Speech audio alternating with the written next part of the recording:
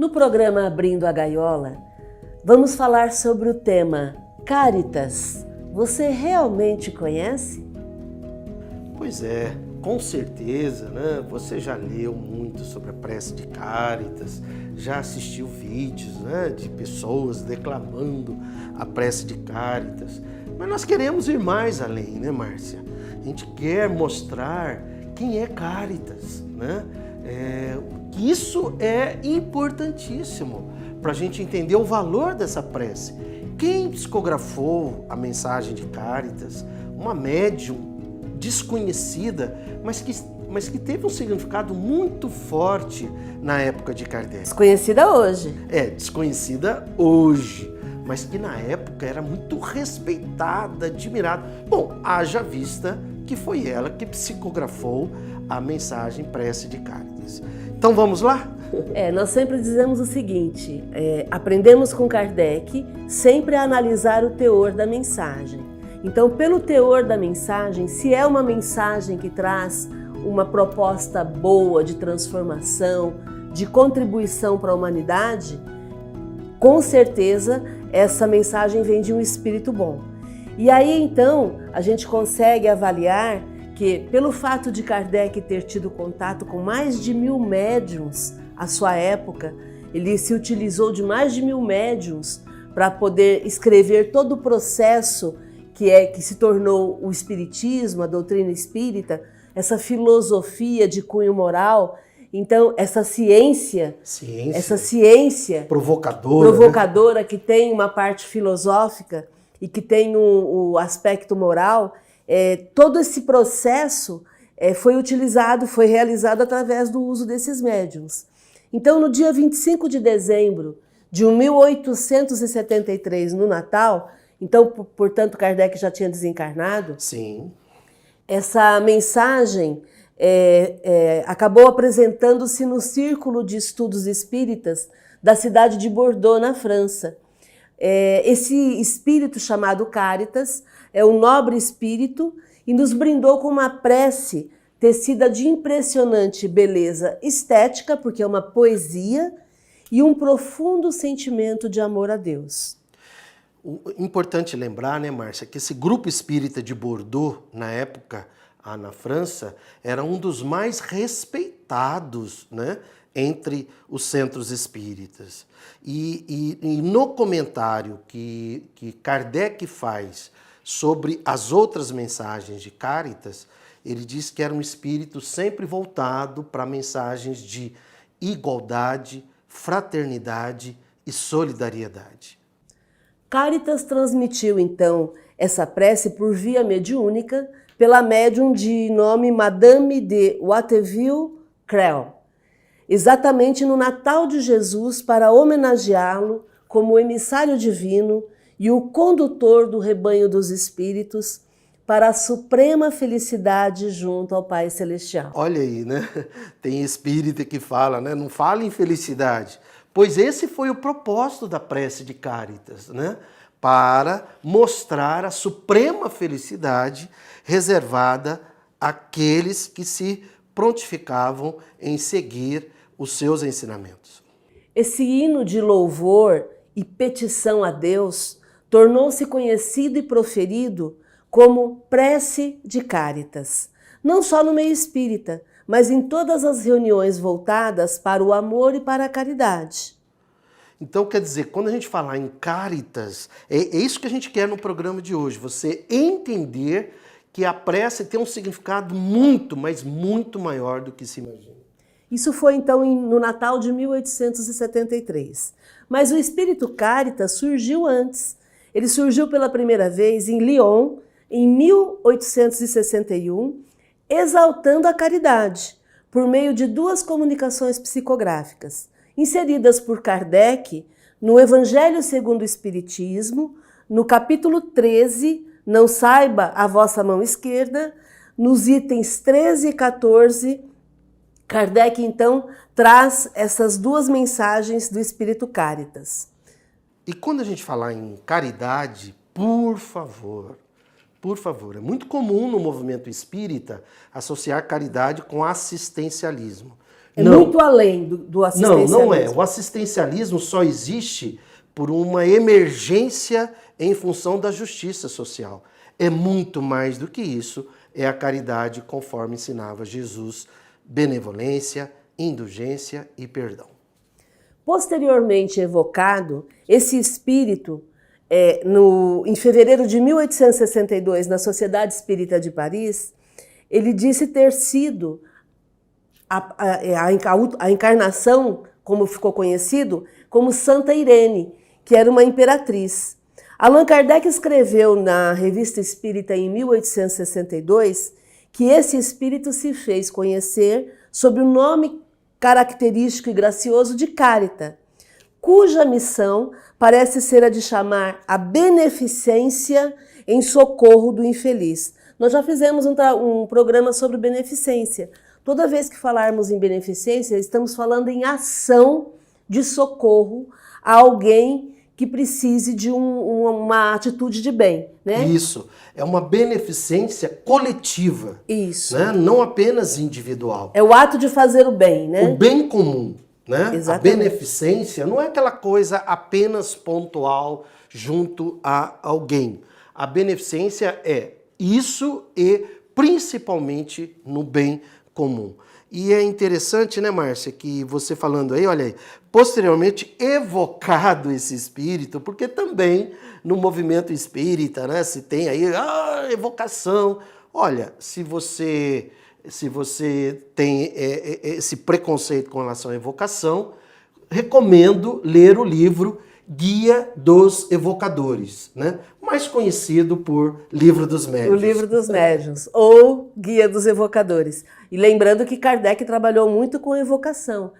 Inclusive, no Livro dos Médiuns tem um capítulo só sobre as evocações, explicando todo o procedimento da evocação, né? Kardec, então, ele coloca no Evangelho esse tema da caridade despertado pelo Espírito Caritas, tentando despertar a simpatia de todos os espíritas para os nossos irmãos sofredores, nos convocando para atender os nossos irmãos sofredores. E todas as comunicações de Carita estão cheias da mesma marca de bondade. E essa fala, né, Márcia, é de Kardec, quer dizer, ele dizendo, despertar a simpatia de todos os espíritas para seus irmãos sofredores. Então, quando você tem um olhar onde você vê sofrimento, seja onde for, como for, e você desperta a compaixão, a beneficência, aí você está em sintonia com o propósito da prece de Caritas. Nessa comunicação de O Evangelho segundo o Espiritismo, que está no item 13 do Evangelho, no capítulo 13, a Caritas se declara como sendo martirizada em Roma. E Kardec, então, coloca que ela seria Irene, uma mártir que desencarnou em Roma no ano de 304, na última e maior perseguição sangrenta feita por Diocleciano, antes do imperador Constantino chegar e tornar o cristianismo a religião oficial do Estado, em 13 de junho de 313, acabando com a perseguição aos cristãos e fortificando, então, o cristianismo. Irene foi condenada a morrer na fogueira por possuir livros proibidos. Olha só, né? O poder morre de medo dos livros, né? Morre de medo das pessoas que leem e se esclarecem e se libertam. Se libertam. Conhecereis a verdade, né? E aí, então, a Irene foi condenada a morrer na fogueira, enquanto as duas irmãs dela foram degoladas na sua frente. Na frente dela. Olha que situação. Isso é o que aconteceu com Caritas, entende? E ela, né, se manteve ali, porque ela poderia ter negado que era uma seguidora de Jesus, mas ela se manteve fiel a isso e foi queimada viva. Ela acabou canonizada pela religião católica e ficou conhecida como Santa Irene. Na mensagem do item 14 do Evangelho, do capítulo 13, que é uma outra, que são duas mensagens dela, né, de Carita, no item 13 e no item 14, ela assina Carita, martirizada em Roma. Na 13. Na 13, né? É. Na 13, ó, capítulo 13, item 13, ela assina Carita, martirizada em Roma. Uma curiosidade, a prece de Cáritas é mencionada por muitas pessoas como prece de Kardec, como se ele a proferisse e a adotasse. Mas, no entanto, como a mensagem foi psicografada só em 1873, Kardec não chegou a conhecê-la enquanto vivo, porque ele desencarnou em 31 de março de 1869. E a prece foi psicografada em 25 de dezembro de 1873. O Evangelho segundo o Espiritismo possui 28 capítulos. E o último capítulo ele é dedicado às preces. São modelos de preces que a gente pode fazer. É chamado de coletânea de preces espíritas. Lá não consta a prece de Cáritas, obviamente, porque Kardec não a conheceu. O Evangelho é de 1864, a prece foi psicografada em 1873. Exatamente. Porém, no livro A Prece, que foi editado pela FEB em 1973, portanto 100 anos depois, né, ela foi inserida como prece de Cáritas na última página.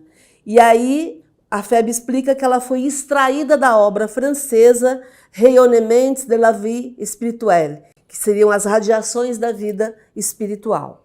A própria palavra Caritas nos emociona por sua tradição do latim. Caritas em latim significa caridade, que é o amor, a essência divina em ação. E escreve-se no original Charitas, né? Então não é assistencialismo, não é distribuir sopa, não é distribuir cesta básica. Isso é uma necessidade nossa. Se você for para a Dinamarca, por exemplo, lá não tem ninguém necessitado disso. Então o Espiritismo não serve para lá? Lógico que serve. Serve porque nós vamos falar para aquelas pessoas que moram num país onde há justiça social sobre caridade, benevolência, indulgência e perdão.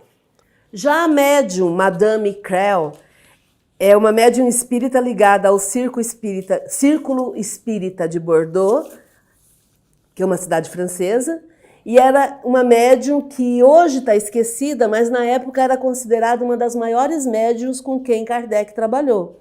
As sessões mediúnicas ditadas pelos espíritos, elas destinavam-se a fornecer as provas da grandeza do espiritismo, que é uma ciência que traz os ensinamentos imortais do Cristo, contando com fatos produzidos por leis naturais. Então, essa associação dos ensinamentos com o entendimento das leis naturais que nos regem foi uma contribuição do Espiritismo que é usada até hoje, né? E o que significa, o que a gente deve destacar são as leis naturais, né? Que estão lá muito bem ensinadas na terceira parte de O Livro dos Espíritos. As mensagens psicografadas pela Madame Creel são assinadas pelos maiores nomes da poesia francesa. E não poderia deixar de ser assim, né? Lamartine, André Crenier, Sainte-Beuve, Alfred de Musset, além do poeta americano Edgar Allan Poe, escreveram por intermédio dela, que recebia ainda constantes comunicações do Espírito de Verdade, de Alexandre Dumas, de Lacordaire, de Lamennais, de Pascal, de Fenelon e Hahnemann. A famosa prece de Cáritas foi psicografada por ela na véspera de Natal de 1873, como a gente já disse, portanto há 150 anos atrás, além de mensagens como a esmola espiritual ou como servir a religião espiritual. Em março de 1875, Samuel Hahnemann, em mensagem recebida por Creel, em Bordeaux, nos coloca ao par da importância e benefícios obtidos com o uso dos fluidos e afirma: a homeopatia é o primeiro passo dado nesse sentido. O segundo, mais amplo, será a medicação por meio dos fluidos, e o terceiro será a medicação puramente espiritual. E é esse terceiro passo que a gente deve trabalhar, e aqui estamos trabalhando, né? É a medicação puramente espiritual, porque a gente está provocando a autocura. Quer dizer, quando você reflete sobre você, você está se curando de você mesmo. Muito bem. Finalmente vamos à prece de Cáritas, né? Prece de Cáritas. São 7 itens. São 7 itens, Márcia? que vamos analisar. A gente vai refletir sobre cada um. Sobre cada um, pode dizer. Prece de Cáritas. Deus, nosso Pai, que sois todo poder e bondade, dai a força àquele que passa pela provação. Dai a luz àquele que procura a verdade. Ponde no coração do homem a compaixão e a caridade. Então, primeiro falando do Pai, né? Do amor supremo, do amor absoluto. Da inteligência suprema, né? Do fluxo venturoso do amor absoluto. Considerando que ele é todo poder e bondade. Por quê? Porque Deus não é apenas poder e bondade. Ele é infinitamente bom. Ele é infinitamente perfeito. Então não é por isso que ela fala em todo poder e todo bondade, porque é infinito, né? E a gente pode pedir, né? Porque fica parecendo aí, puxa, ela está pedindo para Deus dar força àquele que... Sim, você pode pedir. Aliás, pedir, né? É uma das formas de prece, né? Aí ela diz, dai luz àquele que procura a verdade. Por quê? Porque a verdade está aí. Mas se eu não buscar essa verdade, eu vou ficar sem enxergar. Então, cuidado. Qual é a sua sintonia? Com a mentira, com fake news? Então, você não está em sintonia com o fluxo venturoso do amor absoluto. Mas quando você procura a verdade, aí sim você está em sintonia com a inteligência suprema do universo. Item 2. Daí, só para terminar esse primeiro item, coloque no coração do homem a compaixão e a caridade. Por quê? É necessário que eu e você desenvolvamos essa compaixão. Porque muitas pessoas passam diante de alguém que está com alguma necessidade e não se comovem. Falta para essa pessoa o entendimento da situação em que o outro está. E o que ela pede é que as pessoas tenham essa percepção do quanto que elas podem diminuir o sofrimento de alguém por quem elas passam. Compaixão não é ter pena, por favor, não é isso, né? Não é pena. É beneficência, é ação. Dó, pena, coitadinho. Não, compaixão é você se mobilizar e fazer algo por aquele que está sofrendo, né? Seja uma pessoa, seja uma planta, seja um animal, seja o que for, né? Deus, dai ao viajor a estrela guia, ao aflito a consolação, ao doente o repouso. Olha que coisa linda, né? Que estrela guia significa o quê? Orientação, caminho, sentido de vida, né? Sim. Ao aflito a consolação, porque o aflito quer ser, ele necessita do consolo, né? O doente, ele quer o repouso, ele quer a certeza de que pronto, aquela doença está passando, né? Aquela tranquilidade de que já está cuidado, né? Sendo curado. Né? Sendo curado. Pai, dai ao culpado o arrependimento, ao espírito a verdade, à criança o guia, ao órfão o pai.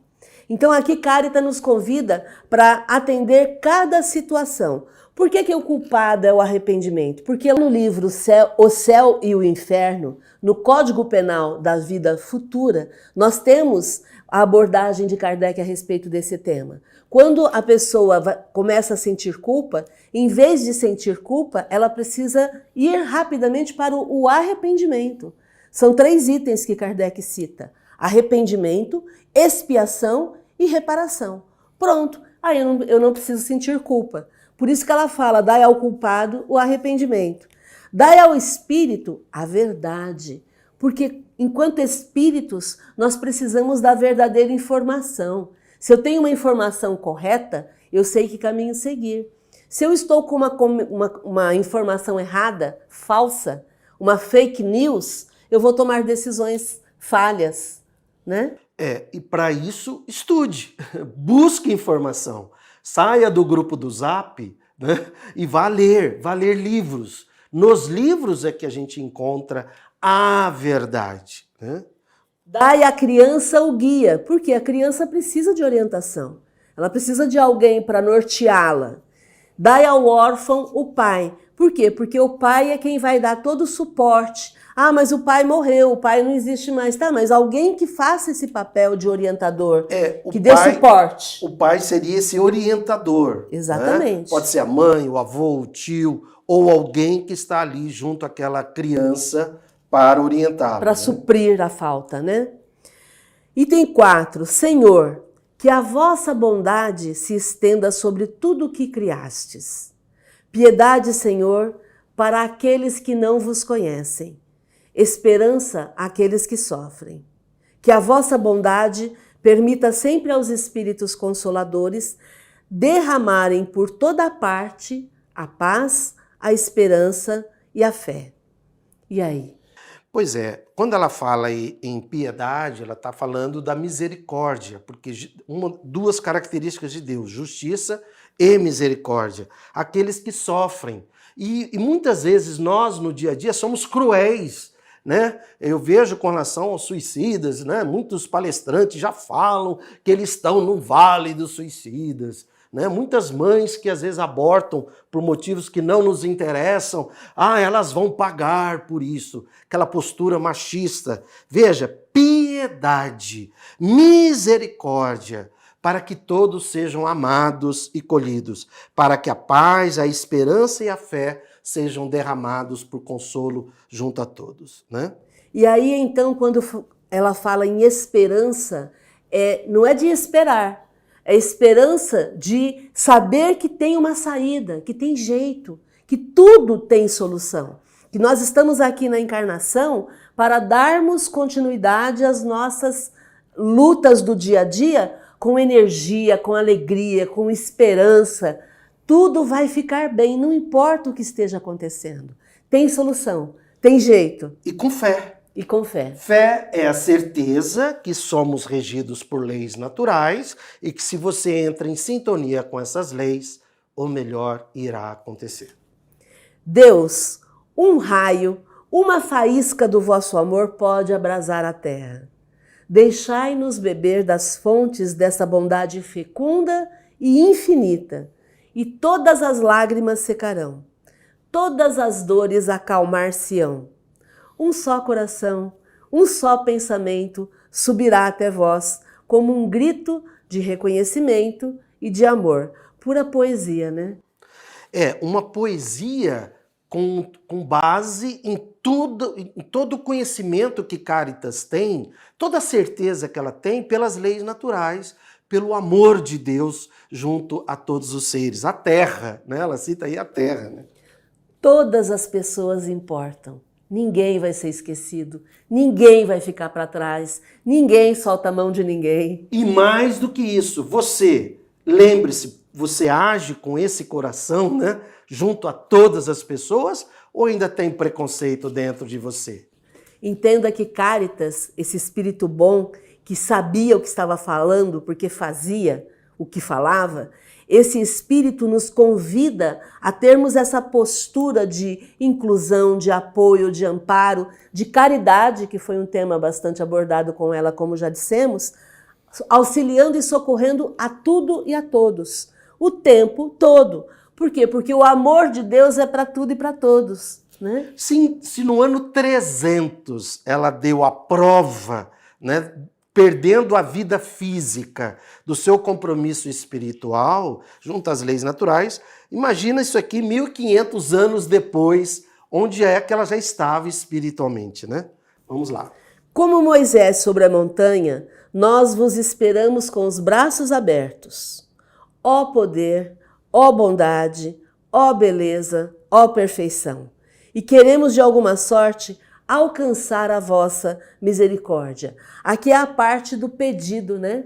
Pedindo misericórdia para todos aqueles que estamos aqui encarnados, como foi Moisés também, que era um excelente médium, né? Vamos lembrar que o Espiritismo não inventou a mediunidade, né? Moisés, então, pedindo o amparo de Deus, pedindo que Deus pudesse, com a sua bondade, com a sua beleza e com a sua perfeição infinita, socorrer a todos nós nas nossas necessidades, nos nossos desafios. E a gente observa muitas pessoas, né, Márcia, voltadas para a justiça, né? Isso mostra o grau de inferioridade da pessoa e, se for espírita, o grau de ignorância das leis naturais. Porque Deus é justiça e misericórdia. Não é lei de talião, não é ação e reação, né? É justiça e misericórdia. E ela faz a prece de Cáritas, a Cáritas, ela está fazendo uma súplica à misericórdia divina, não à justiça, à misericórdia divina, porque ali sim está o amor absoluto na sua completude, né? E aí no último item ela nos convoca. Deus, dai-nos a força de ajudar o progresso. Olha isso, mas repete, por favor. Deus, dai-nos a força de ajudar o progresso, a fim de subirmos até vós. Dai-nos a caridade pura, dai-nos a fé e a razão. Dai-nos a simplicidade que fará de nossas almas o espelho onde se deve refletir a vossa pura e santa imagem. Aí está a convocação de Cáritas, para que a gente possa usar todo o nosso conhecimento para auxiliar no projeto de Deus que somos todos. Né? A humanidade é um projeto divino. Ela nos convida para fazermos parte desse processo. Veja, Deus, né, que é a inteligência suprema do universo, por favor, não é o Deus bíblico, é o Deus que a gente aprende com os Espíritos, questão número 1 de O Livro dos Espíritos.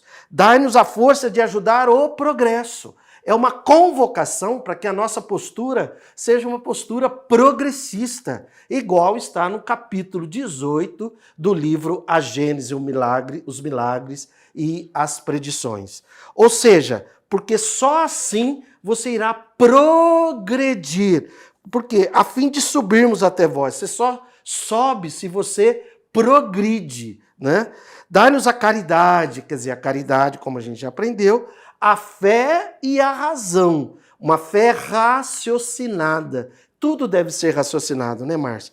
A simplicidade, que hoje a gente sabe, quanto mais simples você for, mais feliz você será, para que através do seu comportamento, da sua mentalidade, das suas ações, das suas escolhas, você venha refletir a pura e santa imagem do amor absoluto que é Deus. Então é isso. Você realmente conhece Cáritas? Você realmente sabe da mensagem dela e do poder que nós todos temos de contribuir para a caridade, segundo ela? Sinta-se abraçada, acolhida, pratique a prece de Cáritas. Gratidão e felicidade.